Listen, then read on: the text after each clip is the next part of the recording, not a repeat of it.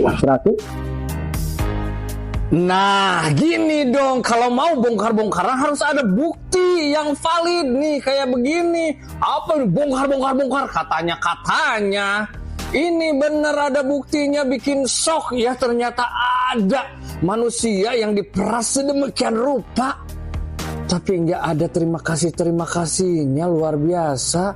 Oh, Cina ngapain ikut campur? Bukan ikut campur, ini jadi pelajaran buat kita. Halo teman-teman, selamat datang kembali di channel Analisis Sengit, channel yang membahas dan mereaksi berbagai isu yang sedang ramai diperbincangkan di media sosial.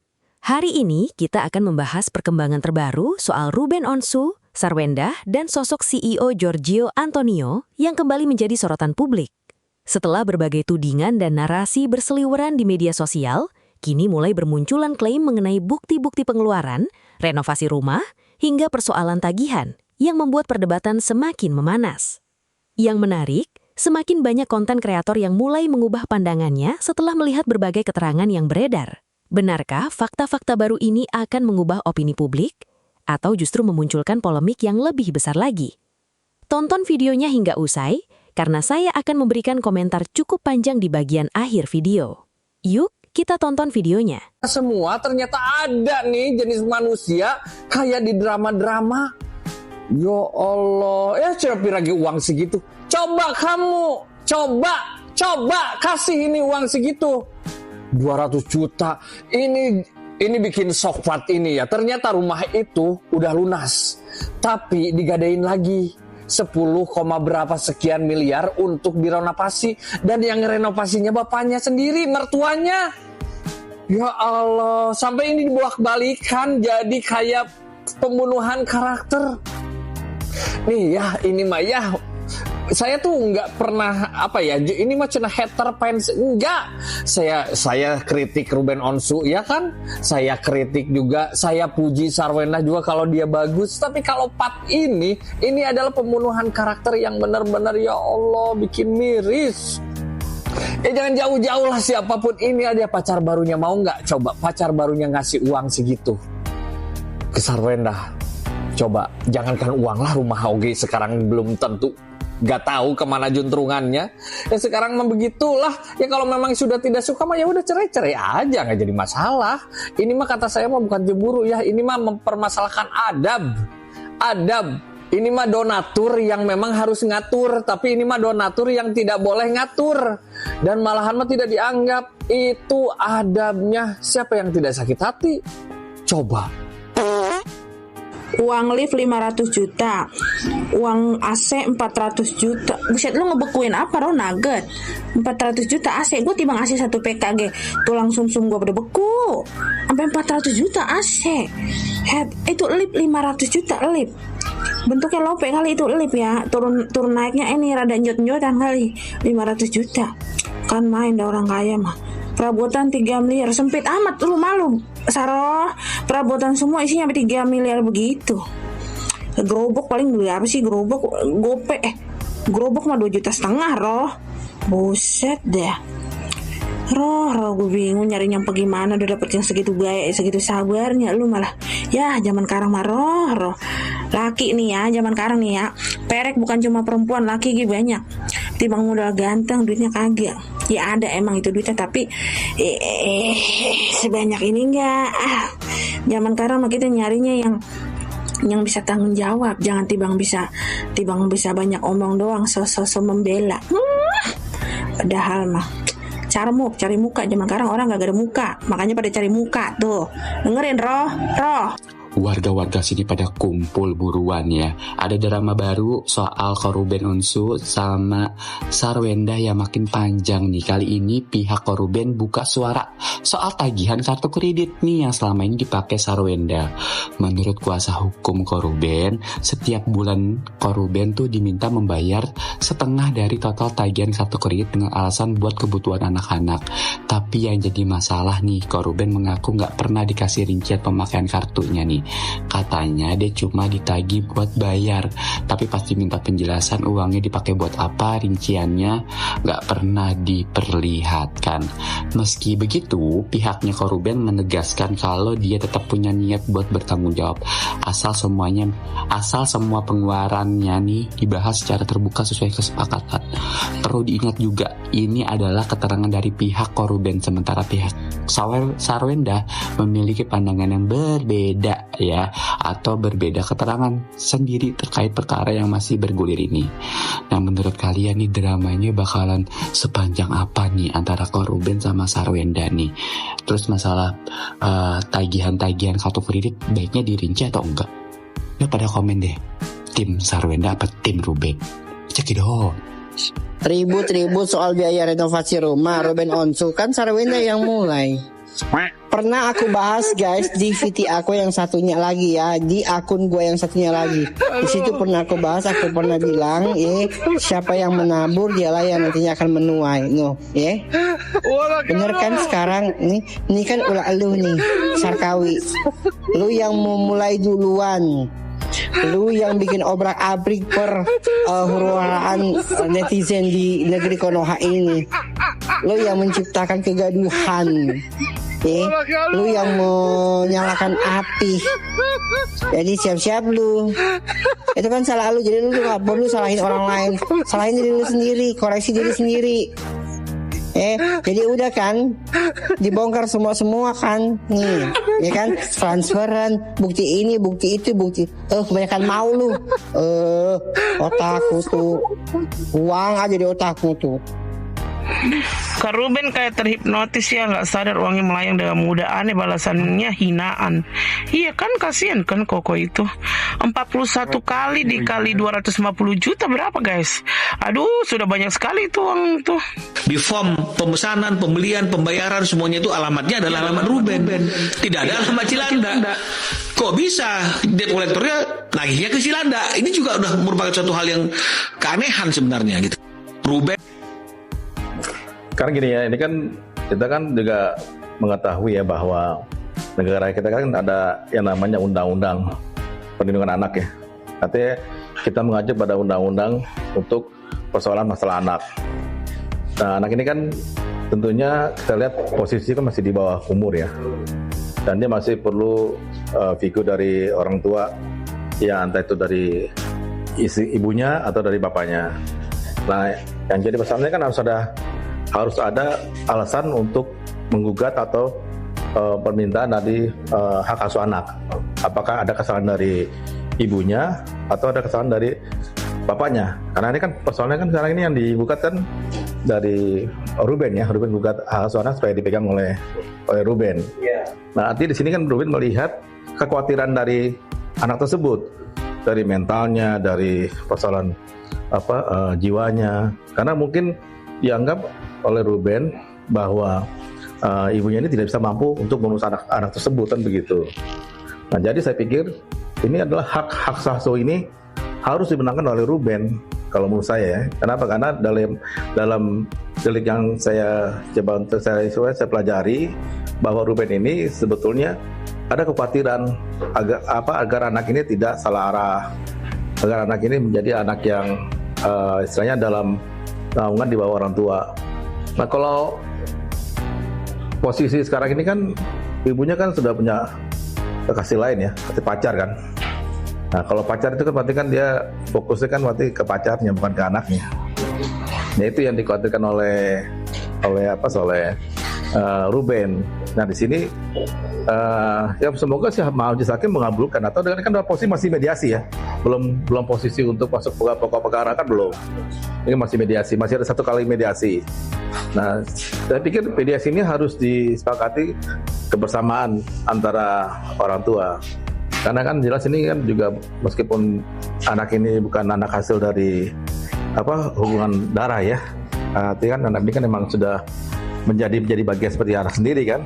Nah, artinya bahwa Ruben menganggap bahwa ini seperti anak sendiri dan dia tidak mau anak ini menjadi tidak terkontrol oleh jiwanya atau tidak terkontrol oleh pengaruh keadaan, lingkungan dan lain sebagainya. Mudah-mudahan mediasi ini yang dilakukan oleh dua belah pihak antara Ruben dengan istrinya Sarwenda ini menjadi contoh yang kita harus lihat bahwa hak asuh anak itu tidak semestinya harus di bawah ibunya. Kalau ibunya tidak bisa mampu untuk mendidik anak dengan baik, itu harus bisa diasuh oleh bapaknya. Waduh, semakin dibuka oleh pengacaranya Koer. Apa-apa aja yang dikeluarkan uang oleh Koer untuk rumah di Cilandak tersebut ya. Karena kan selama ini digembor-gemborkan bahwa rumah itu yang membayar itu semua untuk pembangunan rumah itu Cici SW dari uang jeripayahnya dan papanya ya. Dan itu semua udah dibuka ya di VT-VT sebelumnya oleh pengacaranya Koer. Dan hari ini ya ada lagi yang dibuka semuanya mengenai isi dalam rumah ya. Dari mulai lift ternyata Koer ada andilnya ya, mengeluarkan uang 504 juta 3 kali pencicilan ya. Sesudah itu AC juga Koer yang bayar 400 juta 3 kali pembayaran ya. Sesudah itu furniture ya, dan furniture ini ditransfer oleh Koer dari sebelum selesai pembangunan rumah itu sampai selesai setotalnya 3 miliar ya, 12 kali dicicil ya. Jadi menurut kalian bagaimana Koer ya kan? Ternyata baik kan? Cuma kan selama ini Koer diam, tidak mau bicara ya. Dan lama-lama akhirnya Bang Minola juga kasihan dong lihat kliennya terlalu dipojokkan terus ya. Sementara Cici SW semakin seenaknya ngomong ya kan gitu loh. Ya wajar lah ya kalau Bang Minola itu membuka, menyingkap apa yang telah dilakukan oleh kliennya ya. Di sini saya cukup simpati juga ya, dan kagum kepada Koer ya, baik banget dia ya, walaupun dia sudah berpisah ya. Malah tadi ada lagi belum lama ya, Koer ada mentransfer 75 juta ya, lalu Cici SW membalas WA-nya seperti nada marah ya kan, karena Koer tidak mau masalah ya, ditambah lagi 45 juta ya kan. Baik banget kan Koer, setiap kalau Cici SW mulai meninggi emosinya langsung dituruti oleh Koer ini. Jadi baik banget loh Koer ya. Jadi kita doakan Koer supaya tetap sehat, tetap semangat dan selalu sukacita. Oke, bye-bye. Warga makin hari makin geleng-geleng gua melihat sebuah pernyataan dari si Indah dan kawan-kawan. Lah masa katanya warga itu sang mantan kabur. Kabur dari cicilan-cicilan tagihan-tagihan yang tertunggak. Yang katanya mobil, rumah, kabur, nyampe ganti nomor HP, katanya kabur. Ya sekarang mah secara logika aja ya warga ya, dia itu seorang artis ternama. Si sang mantan ini tuh artis gede. Tiap hari, tiap pagi dia ada itu syuting di salah satu stasiun TV tersebut. Iya, orang mah kalau emang beneran kabur nih ya katanya kabur begitu. Ya udah tinggal disusulin aja itu ke tempat syutingnya. Apalagi dia artis ternama. Kalau misalnya ada wartawan gitu, sini gua di sini gua mau menagih sama si artis ini gitu kan, gampang, nyarinya gampang. Ya kalau kagak tahu alamat stasiun TV tersebut, lu tinggal nyari di Google Map, ada terpampang nyata jelas itu lokasinya di mana. Alah, Endah dan kawan-kawan pada pinter banget kalau ngereog. Tapi saya ngereok kosong. Makin kesini bukan makin pintar, malah makin PA kalau kata gua mah. Ya kan? Ada aja sih. Segala menggiring narasi katanya kabur. Oh, kaburuan kali kalau kata bahasa Sunda mah. Ada. Kagak kabur ya kan? Bilangin aja kalau nanti ada DC lagi ke rumah lu tinggal ngomong aja. Udah susulin aja gitu.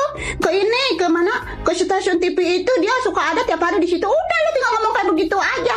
Ribet amat jadi orang. Alah tuman ngegiring opini-opini liar sih kayak begitu. Jadi mencari opini lagi biar digiring lagi sama netizen. Ntar ujung-ujungnya stop netizen, jangan menambah rumit, jangan menambah situasi semakin kacau. Lo yang kadang ngegiring situasi semakin kacau ke netizen biar menjadi konsumsi netizen terus. Alah, udah pokoknya semangat nih buat babang sang mantan begitu ya kan, semangat ya. Abaikan kicau-kicau burung hantu mah. Mpok doain deh biar hak asuhnya ada di tangan babang sang mantan begitu ya. Udah bye. Netizen Indonesia harus tahu ya. Karena semua data dan fakta sudah dibongkar oleh pengacaranya Ruben, jadi Sergios Lover dan juga Mokondo Lover tidak punya bahan lagi untuk menfitnah Ruben, mencaci maki Ruben, dan juga membuat isu-isu untuk Ruben. Jadi mereka mencari bahan dari live gue. Live gue ditontonin, di screen record, terus dipelintir-pelintir. Semua kasus ini selesai antara Ruben sama Sarwenda, kita nggak akan ngurusin lagi. Kita nggak akan bikin fitnah, kita nggak akan bikin isu, kita nggak akan bikin apapun. Selama rulesnya benar, kita nggak akan mencampuri urusan pribadi. Itu yang akan kita lakukan. Dewan Pembela Ruben bukan membela personal. Garis bawahi di kata-kata fitnah. Kalau gue bilang kita tidak akan bikin fitnah, itu berarti kita tidak akan bikin fitnah. Beda arti lagi kalau gue ngomong kita tidak akan membikin fitnah lagi. Kalau ada kata lagi, berarti kemarin-kemarin kita pernah bikin fitnah. Camkan itu dipikir, di logika, oke? Dan perlu digarisbawahi lagi bahwa Dewan Pembela Ruben tidak membela personal. Dewan Pembela Ruben membela substansi dan pokok masalah. Kita hanya membela yang benar. Setelah kasusnya Ruben ini selesai, mungkin kita akan berganti menjadi Dewan Pembela Udin, atau Dewan Pembela Siti, atau Dewan Pembela Agus. Siapapun itu yang butuh kita bantu untuk bersuara. Jadi pakai logika, jangan sampai cacat pikir sama cacat logika. Hidup Dewan Pembela Ruben. Nah, begitulah kalau misalnya suami tidak ada keluarganya, tidak ada bapak, tidak ada ibu, terus istri ada keluarga, udahlah habis diporotin, habis dikerjain. Ya kan, habis lah ditakut-takutin lah segala macem lah. Aduh ya Allah, kalau gue jadi kakaknya RO udah gue sikat ya. Yang ngeroyok dia satu keluarga, ya dia ngalah aja lah. Apa lu katanya deh, terserah lu dah. Selama ini mengaku RO diam aja. Jadi jangan dikirain orang diam itu nggak bisa ngamuk, ya kan? Semua diomongin RO diem, lama-lama nginjek, ya udah sekalian kebongkar kan. Semua lu nggak punya apa-apa sayang ya, lu jangan sok kaya ya. Operasi Nina Tina metong lu aja yang tadinya gitu aja dibiayain oleh RO, semua dibiayain oleh RO sehingga lu cakep begitu. Ya menurut lu, ya pokoknya sadar diri aja sih, sadar diri kalau menurut gue sih itu perlunya sadar diri ya. Lama-lama gue kesel. Jadi rumah itu dibeli dalam kondisi layak huni sebetulnya. Cuma karena ingin lebih baik, ingin lebih mewah, ingin lebih bagus, ingin lebih sesuai dengan keinginan, direnovlah rumah itu. Renovasinya mencapai 11 miliar. Nah, minjemlah dia uang ke bank, digadaikanlah rumah itu. Jadi ternyata rumah itu sudah lunas sebetulnya. Cuma dia digadain lagi karena ada ingin. Pelajarannya apa? Kadang kita mesti ngukur diri sih. Jangan maksain ke diri kita ataupun ke diri pasangan kita hal yang kita nggak sanggup. Kalau cuma sekedar ingin kan bisa nanti. Kalau sekedar ingin kan bisa menyesuaikan dengan kemampuan. Nah, pelajarannya gitu ya. Jadi uang yang nominalnya luar biasa itu pastinya kan harus dicicil. Nah, kita nggak pernah tahu nih kehidupan rumah tangga kita atau usia kita sampai mana untuk bisa nutup sih cicilan yang 11 miliar. Ya, jadi jangan pikir saya nggak suka sama Wenda, nggak, biasa aja sih, nggak kenal juga. terus saya lebih suka Ruben, enggak. Cuman ini kita belajar bagaimana caranya kita bisa mengatur ingin, ya. Cuman ya kita bagosip dulu, bagosip, dan kita terus akan saja bagosip. Sampai kapan Angel? Sampai dunia ini kiamat. Gini, ada CEO BH kan yang berseliweran di beranda aku. Banyak juga nih, ya kan, fans aku yang kirim ke DM. Mereka kira itu aku belum lihat, ya kan. Jadi mereka suruh aku bahas, ya. Gini, tadi dia kan muncul nih pakai bahasa Indonesia, awalnya dia klarifikasi. Tapi lama-lama keluar bahasa Inggrisnya dia. Terus, ya kan. Terus si Eda-Eda itu menggoreng lagi. Gini Eda-Eda bilang, Eda-Eda, Eda-Eda. Mereka bilang gini, kasihan kubu sana, atau kasihan si tulang lunak, nggak ngerti artinya. Ide, aku lihat wajah Eda-Eda itu, muka-muka kampung kayak nggak pernah bersekolah. Otomatis dia kan nggak paham juga itu artinya. Aku saja yang S1 nggak paham itu, nggak mau paham, nggak akan ku mau paham. Eda-Eda menggoreng gitu. Itu karena apa dia klarifikasi? Karena film itu kadang-kadang tidak ada yang nonton, ya kan? Karena pendukungnya mereka itu cuma ribuan. Yang boikot kemarin itu tuh ratusan ribu. Bayangkan, coba kalian bayangkan pakai otak ini. Muncullah dia ke permukaan bumi ini yang tadinya senyap sendu. Ya kan, muncul dia. Ujung-ujungnya dipaksakan muncul. Harus muncul kau, gitu. Berani nggak muncul? Nggak ada yang nonton film itu. Tapi salahnya dia, kenapa pakai bahasa Inggris? Kan kata Eda-Eda itu kita itu nggak ngerti. Suruh dia lagi ulang pakai bahasa Indonesia. Ya kan, kalau masalah si Onsu nih ya, kalian bilang kasihan si tulang lunak, nggak ngerti artinya. Gampang. Yang penting ada ini, sewa orang. Sini, guru bahasa Inggris, dosen bahasa Inggris nih, artikan tuh apa. Yang penting ada uang. Eda bodoh tolol. Yang penting ada uang. Kalau nggak ada uang, aduh, seperti CEO BH klarifikasi dipaksakan karena apa? Ya kan? Ya karena film yang mau diperankan nama dia tuh bakal tidak laku. Sebuah film kalau nggak ada yang tonton terus mau jadi apa? Eda, please deh. Ya kalian itu kenapa sih bodoh banget dah, please deh. Walaupun muka kalian kampung gitu kan, ya kan, tapi ada lah sedikit tempat kita ambil gitu loh, yaitu diisi otak. Kayak gitu loh, dak. Jangan sudah hidup di muka bumi yang indah ini dengan kebodohan yang hakiki, ya kan. Terus nggak ada gunanya dengan yang namanya hewan, dak. Ya please lah ya. Jangan dibesar-besarkan. Taklah si tulang lunak bisa tahu arti. Gampang, ada uang. Panggil guru bahasa Inggris, dosennya bila perlu. Ya, suruh artikan itu. Asal ada uang, bayar surut. Itu udah bodoh. Sebenarnya mah musuh Wenda tuh bukan netizen, bukan siapapun, tapi musuhnya adalah jejak digital yang mulutnya tidak sesuai dengan tingkah lakunya. Ya kan Wenda? Ya.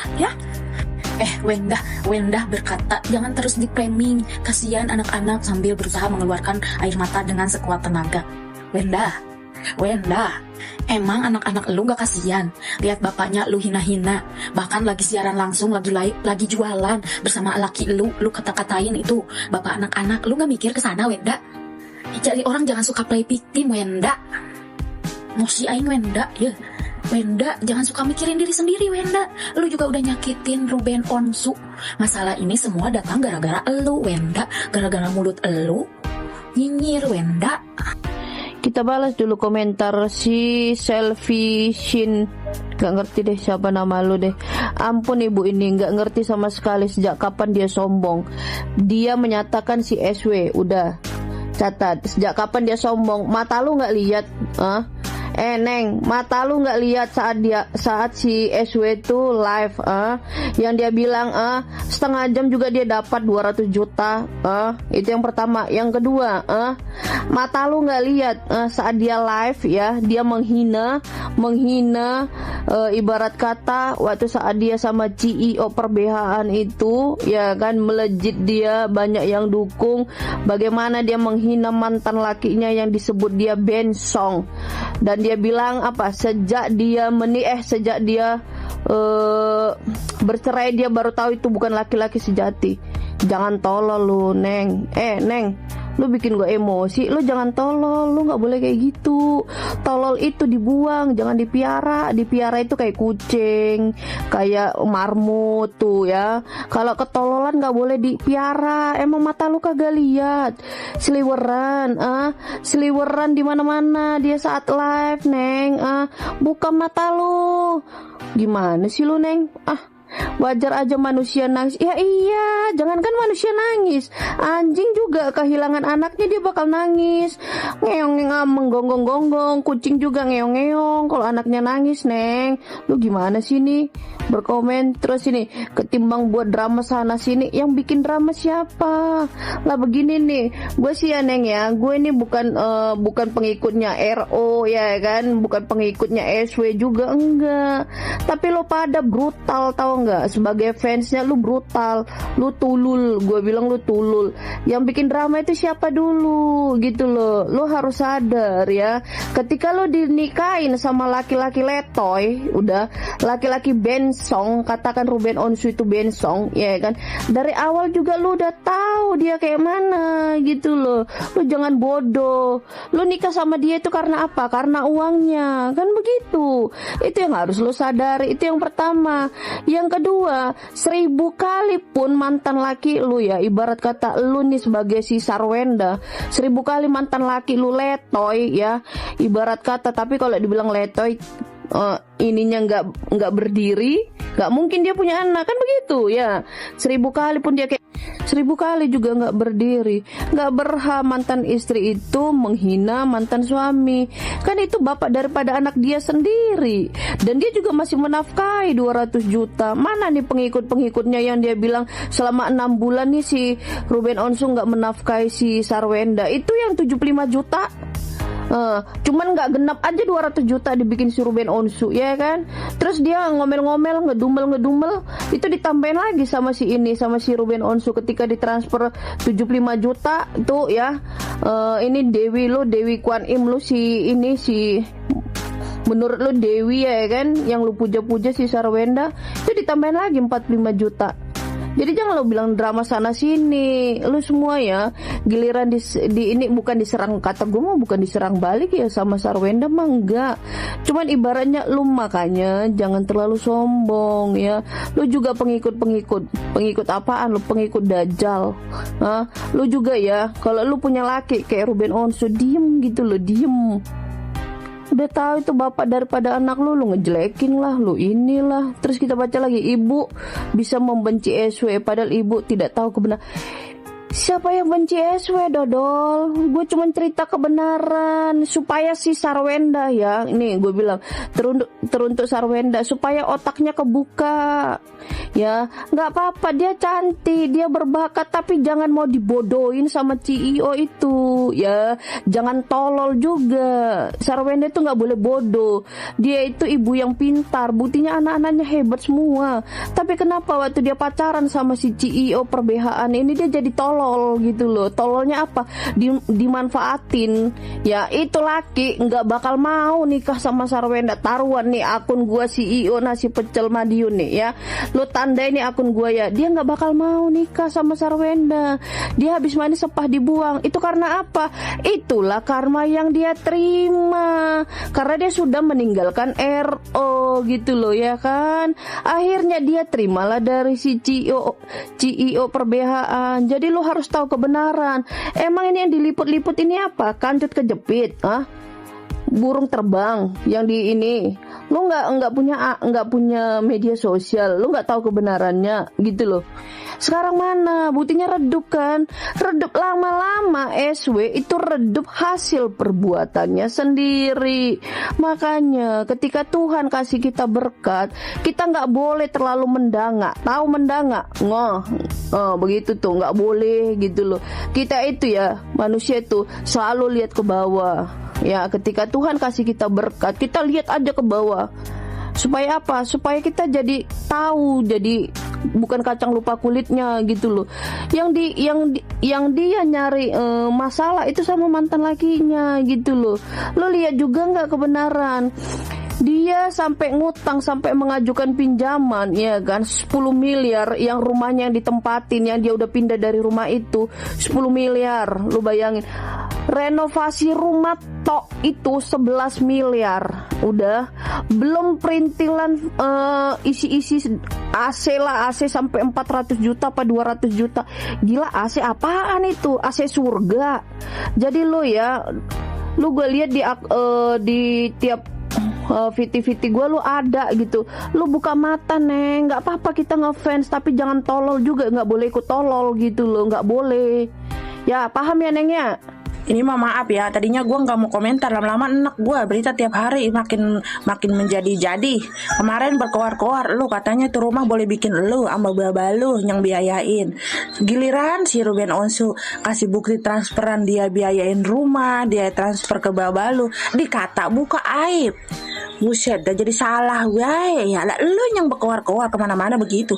Giliran dikasih bukti, lu nangis katanya buka aib. Gue bingung, padahal masih simpel banget, Po. Lu bener dah, Po, simpel banget. Lu tinggal nemuin mantan laki lu, udah temuin tuh anak, udah terus bikin jadwal dah. Lu minta maaf dah, lu kemarin udah ngatain dia, timbang minta maaf berat banget. Iya, sampai pindah rumah demi kenyamanan anak, demi kenyamanan anak apa bakal kenyamanan lab lu berdua sama cem-ceman lu. Kalau tuh cem-ceman bertanggung jawab sayang sama lu kayak gitu ya, udah lab di tempat dia. Kalau kagak mau jadi bahan ungkitan mah, padahal mah simpel banget, Po. Tinggal minta maaf sama mantan laki lu, udah atur waktu jadwal ketemu bocah. Kalau udah begini mah ya udah biasa kali ya, lu diantepin sama mantan laki lu, dibiarin buat salah apa juga diantepin. Sekarang wayahnya dia ngelawan, lu ketar-ketir dewek, kesel dewek, sakit hati dewek, lu merasa jadi korban. Ya Allah, Saro, orang sabar kayak ada batasnya roh. Sekarang masih Ruben Onsu emang wayahnya dia kebangetan enak, kebangetan kesel, makanya udah begitu. Coba kalau lu minta maaf kagak roh, gue mah yakin kalau lu timbang minta maaf, gue baru yakin dah. Mudah-mudahan Ruben Onsu mah lu nggak bakalan gimana-gimana. Biar kata dia hatinya sakit, namanya lu bekas bininya pernah sayang sama dia, ngurusin anak dia. Bener dah, dia emang ngerebut hak asuh anak bakal supaya ketemu anak, berjuang buat anak, nyenangin anak lu, bukan niat macem-macem. Coba lu positif jatuh cinta boleh, tapi otak udah positif, say. Ngingetin aja gua mah. Hai. Lagi di mana nih? Ini lagi di Ubin. Dikira di mana ini? Tuh, ini yang lapor orang miskin.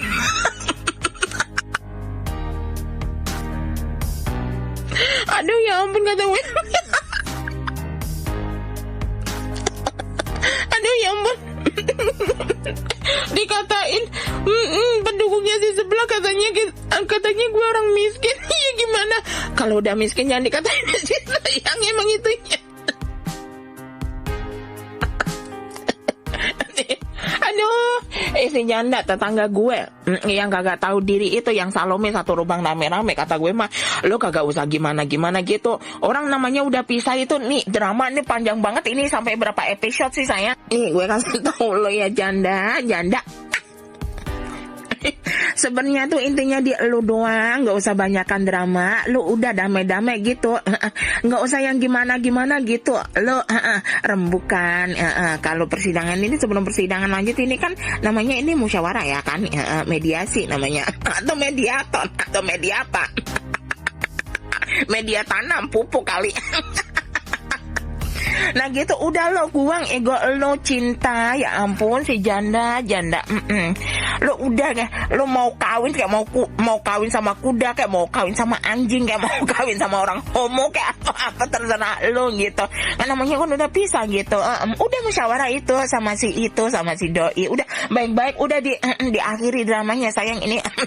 Gue bingung mau ngikutin episodenya sampai berapa lama ini. Aduh kepala gue pusing. Udah gitu aja. Jangan beranyakan drama lu. Ego lo buang itu. Siapa lo? Emang lo siapa itu? Jangan kayak pemain film. Lo Luna Maya, lo pemain film. Lo bukan Luna Maya, lo vokalis yang di Depak. Yang dibungkus sama si doi. Kalau kagak dibungkus sama si doi, lo bukan siapa-siapa.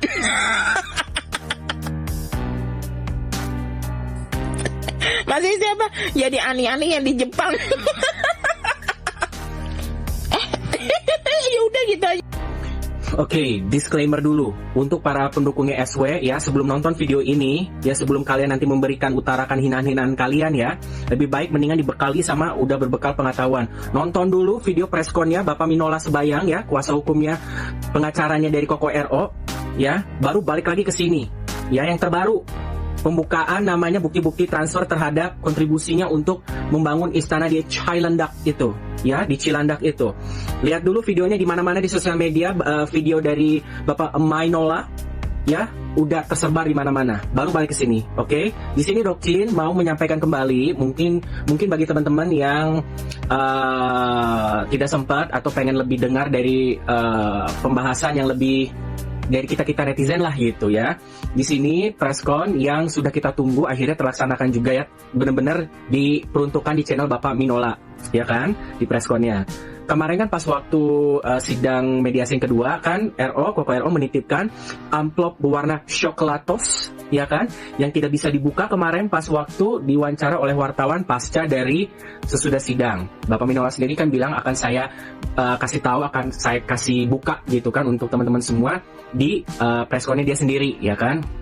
Yap, betul sekali, tetap masih di masalah pembiayaan yang dikaputkan, dihilangkan, dianggap ya adalah gitu. Seperti yang dari SW ungkapkan ya, ekspresikan, jelaskan ketika waktu ada di podcastnya DRL bilang bahwa rumah itu memang untuk anak gitu kan, saya usaha ya, walaupun memang ada benar biaya yang diberikan oleh bapaknya, namanya bapaknya, tapi ya adalah keluarga ya kan. Makanya gimana nggak geram ya kan, ditambah lagi dihapuskan ya namanya kontribut yang begitu besar ya RO terhadap untuk pembangunan rumah istana itu oleh SW sendiri di live yang berbeda mengatakan bahwa full semuanya itu adalah almarhum bapakku dan aku, dihilangkan ya kan. Oke, untuk namanya kita mengencounter itu semua, akhirnya RO turun tangan memberikan semua buktinya dan dimintakan untuk Bapak Minola menyampaikan semuanya. Kalian mau tahu breakdownnya seperti apa? Ya kan, masalah sertifikat aja udah bisa segampang itu bilang untuk menghapuskan nama Koko RO dari situ. Gimana kalau hal-hal bersifat yang teknikal ya kan, segampang-gampangnya dia ya kan, adalah gitu. Kayak study tour, disangka study tour ke Gunung Kawi gitu kan, Koko RO cuma nyumbang bunganya aja gitu kan, coy ya. Begini, banyak biaya-biaya yang memang terutama untuk rumah itu adalah rumah tua yang sampai sekarang kita tidak tahu nominalnya berapa yang dikeluarkan untuk membeli rumah itu. Hasil sertifikat dikembangkan, mengajukan untuk KPR, keluarlah angka 10 miliar sekian lah, yang mendekati 11, digunakan untuk merenov, di mana kontraktornya itu almarhum bapaknya dari SW ya. Terserah lah kalau memang ada kontribusi dari bapaknya juga dari SW, memang udah mau nggak mau orang rumah-rumahnya untuk bersama juga kan, untuk kalian kok RO mah ya udah aja demi untuk anak kan. Enggak dihilang-hilangin, ada kok gua tahu itu rumah besar, rumah gedongan ya kan. Tapi jangan semuanya juga bilang sampai interiornya semuanya ya. Ada bukti ya, arsip bukti transfer yang sudah dilihatkan Bapak Minola, yaitu mulai ya dari AC sentral, semuanya memang nyicil ya, begini ratus juta miliar langsung bak-bak. Artis juga mikir kan, pejabat juga kan ada nyicil juga kan, kecuali pejabat-pejabat yang 70 kilogram emas batangan itu mungkin langsung cash. Nah, mulai dari AC kemungkinan sentral itu about 400 juta. Belum lagi lift 500 juta. Itu RO semua yang ngasih, walaupun secara nyicil tapi untuk direalisasikan. Kenapa rumahnya juga harus pakai lift? Karena kan ada CEO sama adiknya SW si ikan pusut penguin tralatrili kan, si CEO sama si ikan pusut penguin tralatrili kan dari kota Seranjang, yang jadi liftnya dipakai untuk pergi ke dunia lain sama si SW. Kalau mungkin SW pergi kemana, ke Kawi, mungkin seperti itu ya kan. Kemudian juga untuk interior ada berapa 3 ember alias 3 miliar yang dicicil ya, duit gede sama kurang lebih 11 kali. Oke, dan ya kan itu di luar dari cicilan rumah, dari namanya semua apa namanya untuk teknikal anak-anak, makanan, semua di luar itu. Pokoknya itu biaya yang berbeda. Ya kan, untuk interior 3 miliar. Dimana yang sudah ditagih, rumah juga belum jadi, lagi direnov, udah diminta buru-buruin. Ya kan, untuk interior, nggak tahu interior apaan aja itu 3M. Ya kan, terus juga AC sentral dan lift. Ada lagi satu hal yang lebih wow. Ternyata untuk biaya renov rumah, ya kan, bukan 41 kali, tapi 47 kali. Berapa belas triliun itu? Lebih dari 11 miliar kan? 11 miliar gitu. Dengan enaknya gampang ngomong bahwa hapuskan namanya dari sertifikat. Ya adalah pokoknya gitu. Ya pokoknya adalah kontribusi bapaknya adalah. Gue bingung sama inang-inang stres emak-emak stres pengikutnya si Sarkawi sama CEO tuh. Kalau gonggong tuh bener-bener kayak udah merasa dirinya paling bener. Hai, pengen gue gatak rasanya tuh nggak? Pengen gue lem tuh congornya pakai power glue yang nggak bisa lepas. Sekarang gue tanya, lu ngata-ngatain Ruben mantan. Lah Sarkawi aja udah mantan, tapi duitnya mau. Sok ngata-ngatain cangcong lagi. Ruben lo katain cangcong. Ruben yang ngeluarin duit ratusan juta sama miliaran buat lu. Lu inang-inang stres, kalau tolol jangan kebangetan. Jangan dipiara. Kambing mending lo piara. Ada hasil. Lo tolol lo piara, bahan ketawaan lu. Emang laki lu bisa ngasih ratusan juta?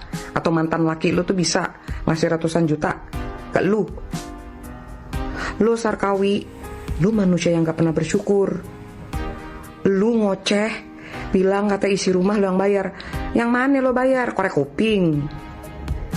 Terakhir aja tuh diklarifikasi sama pengacaranya Ruben, AC 400 juta. AC apaan 400 juta? Furniture 3M. Bahkan lu udah tagih sebelum rumah itu jadi. Yang maksa minta renovasi lu kan? Kontraktornya juga bapak lu sendiri. Yang udah dibayar sama Ruben 10M dengan nyicil. Terus isi rumah mana yang lo bayar? Lo gegonggong kan setelah Ruben stop pembayaran. Pokoknya 75 juta. Pas dibayar sama Ruben 75 juta, lo komplain. Di WA buktinya, kok cuma dibayar 75 juta? Lo denger nih para inang-inang stres. Ditambah tuh mak-mak, nenek-nenek apa tuh yang gue panggil nenek-nenek apa inang-inang stres nih. Ngatain orang bilang gak waras lo. Lu yang gak waras. Belum sembuh dari sumber waras, lu udah kabur. Dicari lo sama dokter sakit jiwa lo. Balik lo ke sumber waras. Belum waktunya lo pulang. Obat lo belum habis. Tolol lo. Udah tolol jahat lagi. Sarkawi lo kalau udah salah, ngaku salah. Gak usah drama lo nangis-nangis. Bilang buat kepentingan anak, kebagian anak. Bagian lu kali. Bagian buat lu. Saya pakai ngomong nanti anak-anak saya gak mau ngeliat jejak digital. Lah yang mulai siapa? Yang mulai lu. Sama budak-budak lu tuh. Mana tuh budak lu tuh si Manda tuh? Nyungsep gak balik-balik. Lu kan yang mulai ngatain cangcong-cangcong. Terus live lu, konten lu tuh sama Cio utang lu tuh mesum semuanya. Padahal nikah juga belum. Itu yang harus lo malu buat anak lu. Kalau anak lu ngeliat terus dibully sama teman-teman sekolahnya, ih emak lu kok masih pacaran, kontennya udah kayak begitu ya, udah mesum. Nggak malu lu? Kok emak lu ngatain ayah lu ya?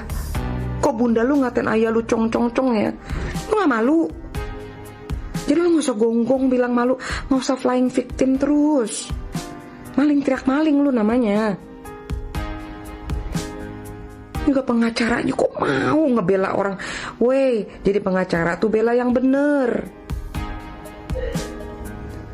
Lu mau ngomong apa? Diklarifikasi terus tuh sama pengacaranya Ruben. Karena itu fakta. Fakta lu apa? Fakta lu tuh numpang, parasit. Udah mantan istri, tapi masih mau duitnya Ruben dengan cas inilah, cas itulah, rimbes inilah, rimbes enolah. Tapi masih bela diri. Isi rumah apa yang lo bayar? Korek kuping sama celana dalam lu, mau buat makan cio utang lo no. Lo lihat no, cio stres lo no, di mall lah pakai payung. Gesrek udah tingkat dewa lah stadium tuh kalau kanker nggak ada obatnya, karena udah kebanyakan halu. Mana katanya itu punya 2000 toko tuh, toko gaib. Nggak beliin rumah kok buat lu. Jangan lo pindah rumah, terus lo nagih tuh ke Ruben dengan cas inilah, cas enolah, ini ono kucrut. Lo pindah rumah kan cuma mau cari aman lo. Terus lo buat drama lagi, mancing tuh inang-inang stres lo tuh ngoceh yang gak karuan. Lo hire inang-inang stres, mama stres, nenek-nenek stres. Gue liatin semua kayak begitu tipenya tuh. Yang ngebela lu, nggak ada yang waras. Sok bilang kita nggak waras lagi. Jangan gila teriak gila. Sinting, rebut tanah, sinting. Boy, inang-inang stres. Kalau ngoceh tuh dipikir dulu. Otak lo tuh otak apa? Waktu pembagian otak lo nggak hadir. Makanya dapatnya otaknya bukan otak manusia lo, otak si lutung lo ya. Jadi gue yang nafsu, gak ada kelar-kelarnya. Yang lo terima fakta, kalau lo salah akuin kesalahan lo. Jangan bela diri terus. Tato malu, wujud doang lo manusia. Kelakuan jin iprit lo. Lo tunggu tuh hasil dari sidang. Gak usah lo drama-drama mewek-mewek. Lo live lagi aja, live mesum lagi tuh sama Cio kutang lo no. Kenapa lo berhenti? Kan drama aja lo. Cio kutang lo juga kalau gak punya apa-apa gak usah sok banyak laga. Dari gaya lo norak begitu aja orang udah bisa lihat. Di mall lah pakai payung. Balik no ke Sumber Waras. Kasian tuh dokter rumah sakit Sumber Waras nyari lu tuh nggak ketemu. Balik sono, belum waktunya lo pulang. Ngapain lo kabur? Asli gue gedek banget gue ngeliat tingkah-tingkah apa ya, monster kali ya gue panggilnya ya. Gila banget, wakilin sifat setan, wakilin sifat iblis. Nggak ada malunya. Siapa di sini yang udah nonton berita daripada si update terbaru deh daripada si Ruben Onsu yang katanya, gue sih sebenarnya bukan pro ke siapa-siapa ya, cuman dulu gue juga demen nih sama Sarwenda nih. Ntar haters, ntar fansnya bilang gue benci lagi. Gue nggak benci, Cong. Toy, gue nggak benci sama Sarwenda. Gue benci sama gue nggak senang sama Sarwenda, cuman sikap dia lebay banget waktu dia pacaran sama si CEO perbehaan itu. Kalau untuk karakter dia ya itu gue nggak benci, nggak karakter dia yang ibaratnya sampai kapanpun dia tetap ibu yang baik buat anaknya gitu loh.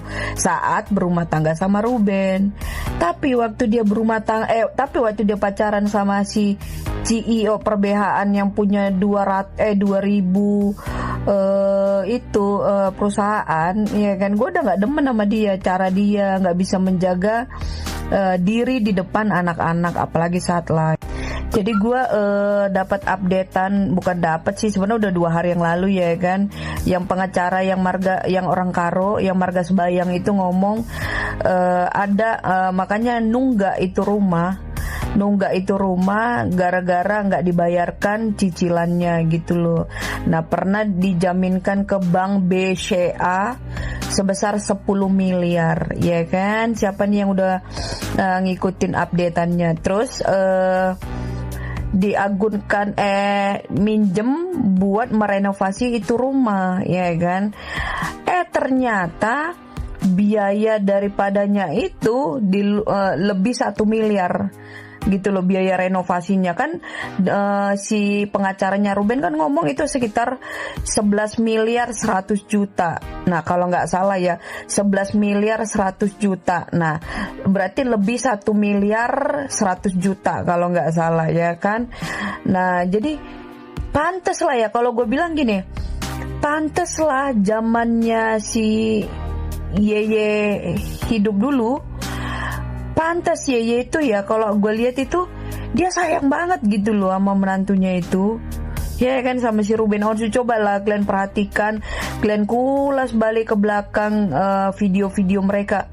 Yeyenya itu sayang loh sama Ruben tuh, karena dia tahu si Ruben Onsu ini kan orang baik gitu loh.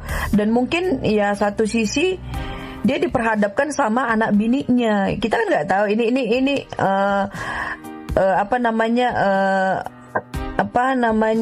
pikiran gue doang nih ya. Ibaratnya dia mungkin takut kali ya kan, istilahnya sama anak bininya ya kan, apalagi kayak gitu beringas banget kan. Jadi kalau aku lihat itu Yeyenya ini pun baik sebetulnya, cuman kan ya itu tadi lah, kita nggak tahu dia dikendalikan siapa di belakangnya gitu loh. Tapi ngeri juga gitu loh, beritanya tuh sampai gue nggak habis pikir. 250 juta transferan selama 44 kali apa 40 berapa gitu loh ya kan, transferan dia, dan itu pun nggak kelar, nggak selesai gitu loh.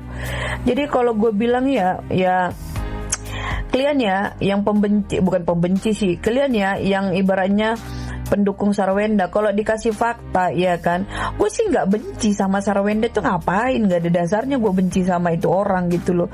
Cuman dia lupa kacang lupa kulitnya gitu loh. Nah, kalau kacang lupa kulitnya ya itu resikonya.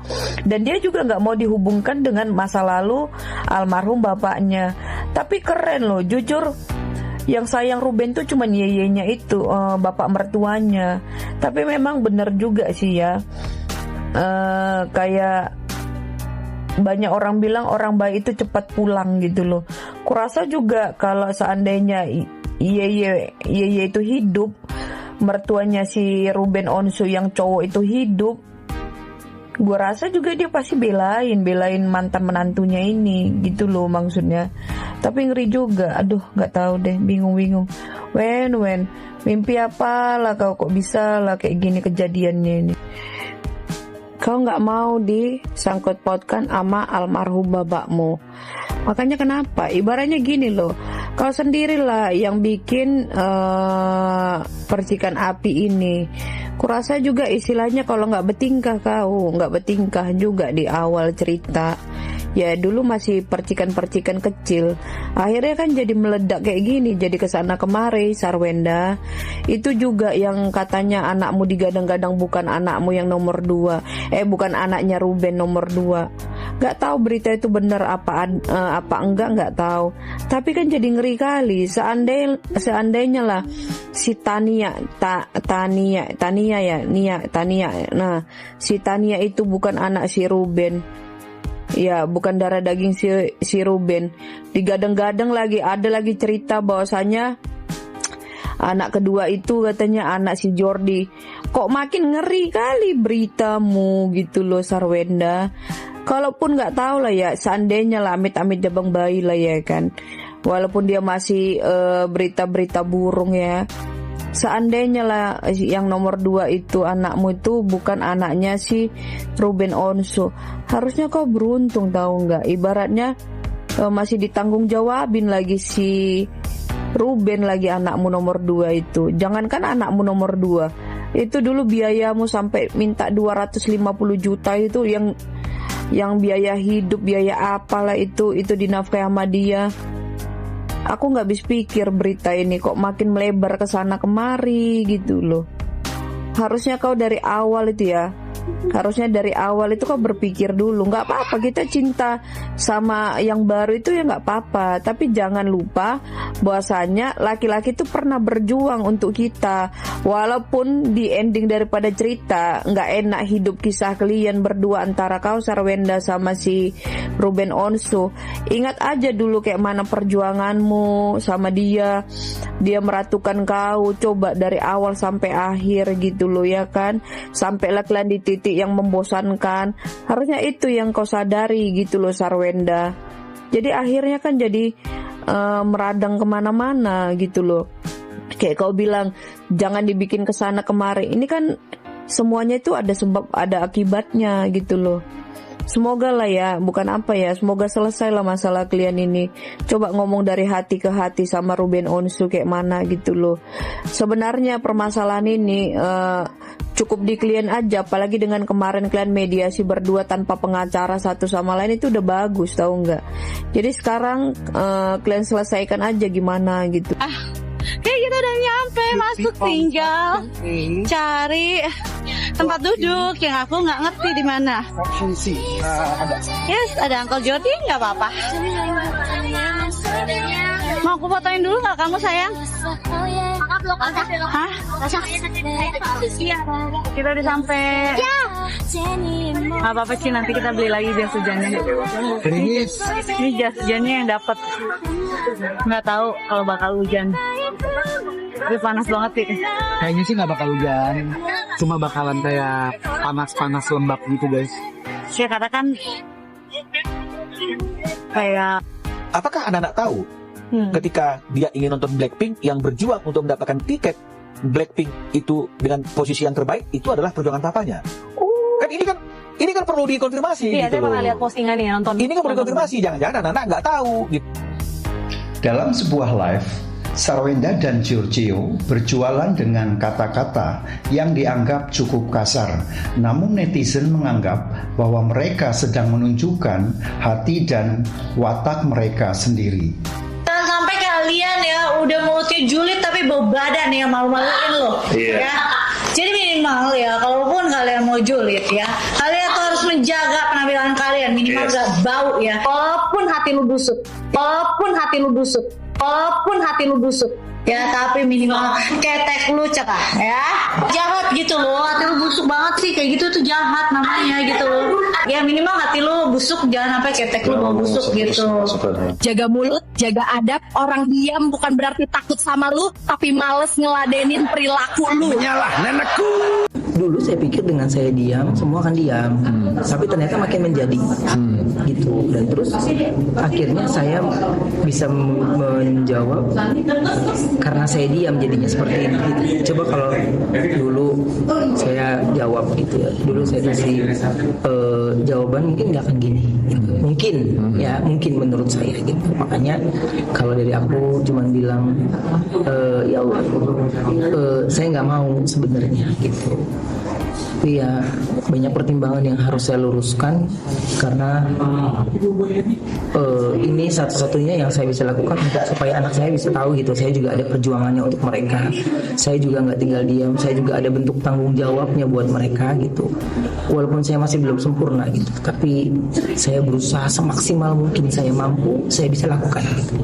Makanya yang bingung ketika saya diam terus. Ya di konten-kontennya gitu menyindir, merasa tersakiti, merasa ini gitu. Ya, tiba-tiba sebuah kejadian besar di live, beliau berkata yang kurang pantas. Ya saya cuma bilang ya saya nggak tahu itu udah lu sendiri yang ngelakuin, lu sendiri yang ini. Tapi kalau ditanya ke saya nggak tahu lagi rasanya. Saya harus sedih, malu, kesal, marah, saya udah gak ngerti lagi rasanya. Karena menurut saya gini, Allah, hina bener kayaknya kita di mata dia.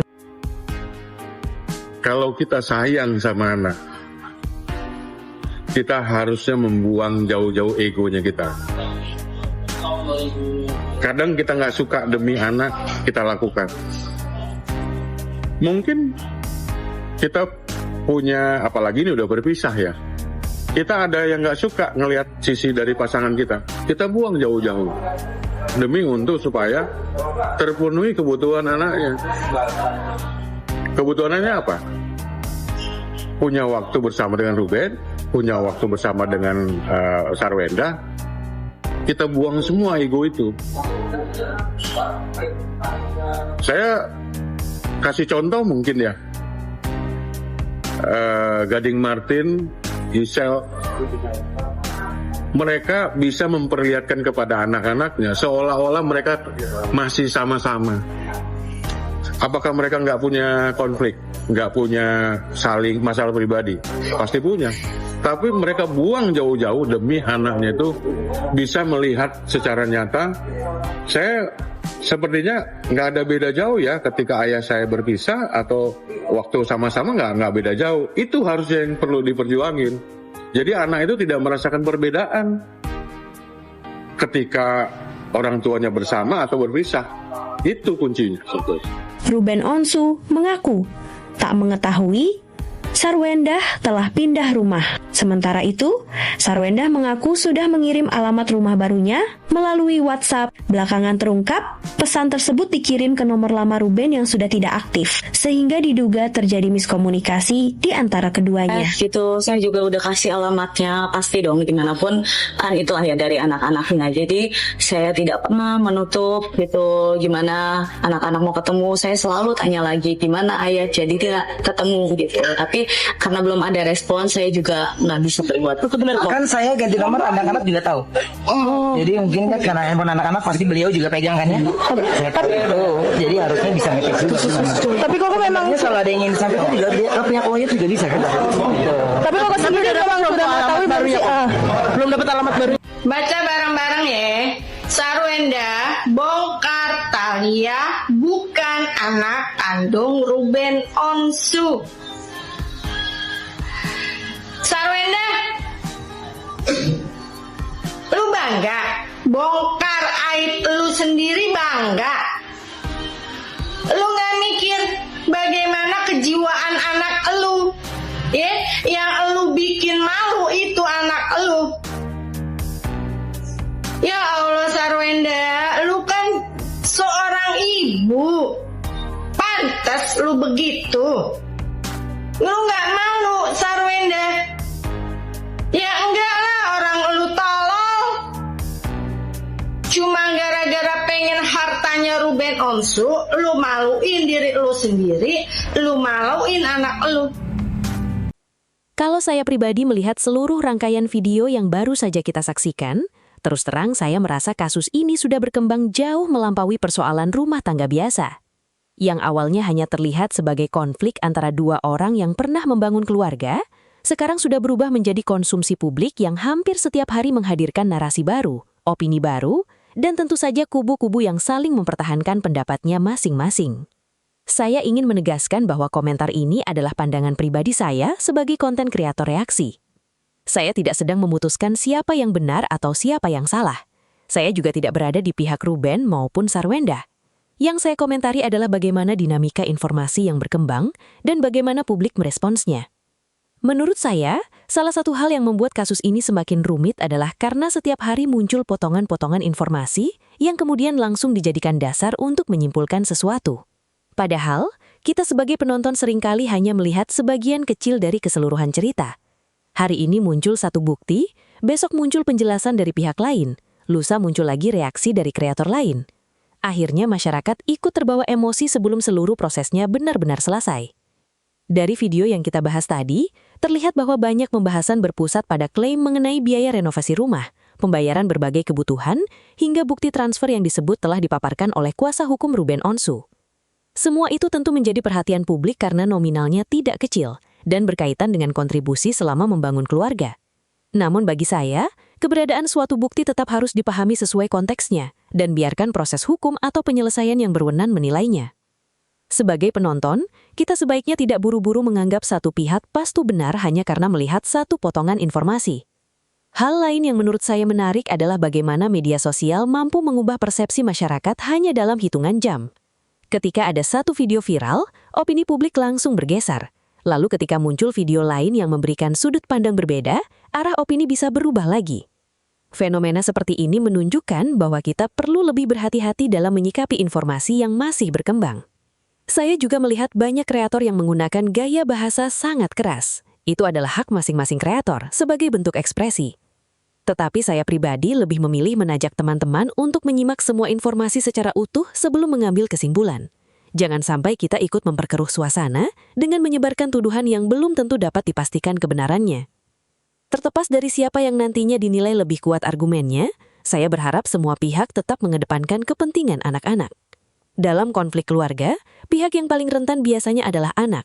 Mereka tidak memilih berada dalam situasi tersebut, tetapi bisa ikut terdampak oleh apa yang terjadi di ruang publik.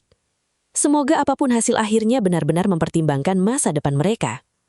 Bagi saya, pelajaran terbesar dari kasus ini adalah pentingnya komunikasi, transparansi, dan saling menghargai terutama ketika sebuah hubungan sudah tidak bisa dipertahankan. Perpisahan memang tidak mudah, tetapi cara seseorang menyelesaikan konflik seringkali justru lebih diingat daripada alasan perpisahan itu sendiri. Saya juga mengajak teman-teman untuk tidak menjadikan perbedaan pendapat sebagai alasan untuk saling menghina. Mendukung seseorang boleh saja, tetapi jangan sampai menghilangkan sikap kritis. Sebaliknya, mengkritik juga jangan sampai berubah menjadi serangan pribadi. Media sosial akan jauh lebih sehat jika kita mampu berdiskusi tanpa harus saling menjatuhkan. Kasus seperti ini juga mengingatkan bahwa jejak digital memiliki pengaruh besar. Apapun yang diucapkan di ruang publik dapat terus beredar dan mempengaruhi cara orang lain memandang suatu persoalan. Karena itu, baik figur publik maupun kita sebagai pengguna media sosial perlu lebih bijak dalam menyampaikan pendapat. Pada akhirnya, saya memilih untuk menunggu bagaimana perkembangan berikutnya. Bisa saja nanti muncul penjelasan baru, bukti baru, atau bahkan penyelesaian damai yang mengubah cara kita melihat persoalan ini. Sampai saat itu tiba, saya rasa posisi paling aman adalah tetap berpikir kritis, tidak mudah terpancing emosi, dan menghargai proses yang sedang berjalan. Nah, itu dia pendapat saya mengenai video yang baru saja kita saksikan. Sekali lagi, ini adalah opini pribadi saya sebagai konten kreator reaksi. Kalian tentu boleh memiliki pandangan yang berbeda. Sekarang, giliran kalian. Menurut kalian, apakah perkembangan terbaru ini benar-benar mengubah cara publik melihat persoalan tersebut? Atau justru masih banyak hal yang perlu dijelaskan agar semuanya menjadi lebih terang? Tulis pendapat kalian di kolom komentar. Saya akan membaca komentar-komentar yang masuk dan mungkin akan saya bahas di video berikutnya. Kalau kalian suka pembahasan seperti ini, jangan lupa tekan tombol like, subscribe untuk channel Analisis Sengit, dan aktifkan juga lonceng notifikasi supaya tidak ketinggalan update terbaru mengenai berbagai isu yang sedang ramai diperbincangkan. Terima kasih sudah menonton sampai akhir. Saya pamit undur diri, sampai jumpa di video berikutnya. Tetap berpikir kritis, tetap santun dalam berdiskusi, dan sampai jumpa di pembahasan selanjutnya.